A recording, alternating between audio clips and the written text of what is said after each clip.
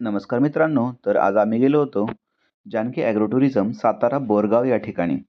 तर मुलांची बऱ्याच दिवसाची इच्छा होती की स्विमिंग पूलला जायचे. त्यासाठी आम्ही गेलो होतो. पण तिथे गेल्यानंतर पाहिलं तर तिथं शिवाजी महाराजांचे जे काही किल्ले होते ते असे वेगवेगळ्या पद्धतीने त्यांनी दाखवले होते.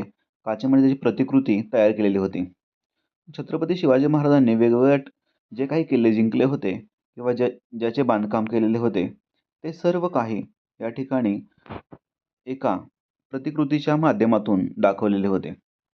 ह्या ॲग्रो टुरिझमला आम्ही जेव्हा गेलो, तेव्हा त्या ठिकाणी बरेचसे लोकं आलेले होते आणि आतमध्ये छत्रपती शिवाजी महाराजांची एक मूर्ती होती आणि बाकी सर्व वेगवेगळ्या प्रकारचे किल्ले जे काही होते, त्यांनी इथे दाखवण्याचा प्रयत्न केलेला होता.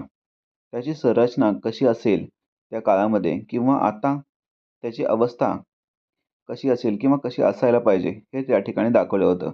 राजगड किल्ला असेल तर ते सर्व या ठिकाणी दाखवलं गेलं होतं. मुलं एक उत्सुकतेने बघत होती. आम्ही देखील पाहिलं की वेगवेगळे शिवाजी महाराजांचे किल्ले जे आहेत, कारण त्यांची नावं आपण वाचलेलं असतं मराठी शाळेमध्ये लहानपणी, परंतु आता बरीचशी नावं आपल्याला सांगता येत नाही. तर असे किल्ले आणि त्यांची नावं त्या ठिकाणी दर्शवली होती. त्यानंतर श्रीरामांचे मंदिर होते आणि बाहेर गेलो तर मुलांना खेळायचं सगळं साहित्य दिसायला लागलं. मग जंपिंग जपांगवरती सामू आणि पिहू दोघं देखील उड्या मारायला लागले. सामू थोडा घाबरायचा, त्यामुळे तो बाहेर यायला बघायचा. तर पिहू एक निवांत त्या ठिकाणी उड्या मारत बसली होती. मग अशा त्यांच्या उड्या मारून झाल्या, की मग काय दोघं काही शांत बसेनात. मग उड्या मारून, मारून, मारून कंटाळायला लागले. नंतर त्यांना म्हणलं, "चला आपण फिरून घेऊ, सगळीकडे जाऊ." नाही, पण पिऊ काय शांत बसत नव्हते. ते उड्या मारतच होते. सामू देखील उड्या मारत होता, परंतु त्याला भीती वाटायची. त्यामुळे तो बाहेर यायचा. मग काय पिऊ तर शांत बसतच नव्हते. कारण काय होतं 3-4 तास तिथं आपण फिरणार होतो. त्यामुळे तिची एक इच्छा होती, की मला यात उड्या मारायच्यात सारख्याच आता. मग त्यानंतरनं सामूने मी एक बैलांच्यापाशी तिथं फोटो काढला. तिथं अशी 2 बैल होते, सर्जाराजाची जोडी, की जे आपल्याला एक राउंड मारतात तिथे आतमध्ये ॲग्रो टुरिझममध्ये. त्यानंतर ती कोंबडा, नंतर ससा, त्यानंतर पक्षी जे आहेत, चिमण्या वेगवेगळ्या कलरच्या त्या ठिकाणी होत्या. त्यानंतर आम्ही बसलो बोटिंगसाठी. बोटिंगसाठी बसलो तर काय माहीतच नव्हतं कसं वळवायचं, काय फिरवायचं. तर हँडल त्यांनी सांगितलं होतं, की अपोझिट साईडला फिरवा असं. त्यानंतर आम्ही त्या बोटिंगमध्ये बसून असं चालत होतो. हळू चालत होतो. पहिल्यांदाच बसलो असल्यामुळे काहीच माहीत नव्हतं.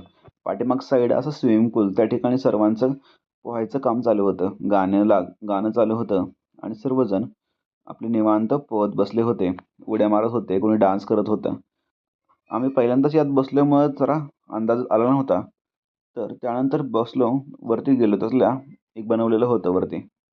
त्याच्यावरती गेलो. तिथं जरा शांत बसा म्हणलं मुलांना, तशी मुलं काही शांत बसत नव्हती. हे बघा अशा पद्धतीचे फोटो काढले स्विमिंग पूलमध्ये. त्यानंतर बरंच मोबाईल नेला पाण्यात. कारण पाण्यात मोबाईल घेऊन जावं वाटत नव्हता. भिजला तर बंदच पडणार.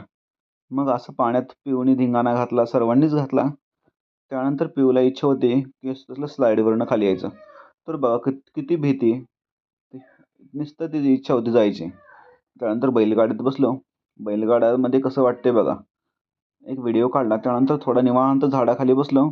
तेवढ्यात एक तिथनं ट्रेन गेली. जी आतमध्येच फिरत असते ते. नंतर सामू म्हणला, "दीदी खेळते ना, मला पण खेळायचं." तर त्याला पण तसल्या रोपवरून तसलं जे असतं ॲडव्हेंचर पार्क तिथं त्याला असं फिरवत होतो आम्ही. थोडं ऊन होतं, तरी पण तिथं गर्दी नसल्यामुळे मग म्हटलं चला त्यांना फिरवून घेऊया.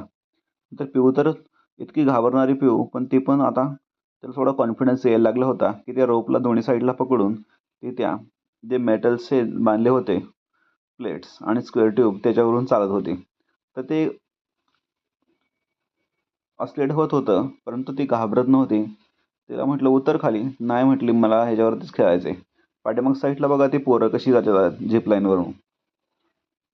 तर मग पिऊ अशी हळू-हळू, हळू-हळू पुढं-पुढं सरकत होती. त्यानंतर तिला म्हटले, "या रोपवरून वरती चढ." पण नाही, तिने ते साईडला रोप पकडले आणि त्या रोपच्या खालच्या जे असते एक रस्सी टाईप त्याच्यावरून ती चालत, चालत पुढच्या साईडला गेली. त्यानंतर आम्ही मग रिटर्न निघणार होतो तर म्हटलं चला एंट्रन्सला जे आहेत गोष्टी त्यांचा आनंद घेऊया. मग तिथं आम्ही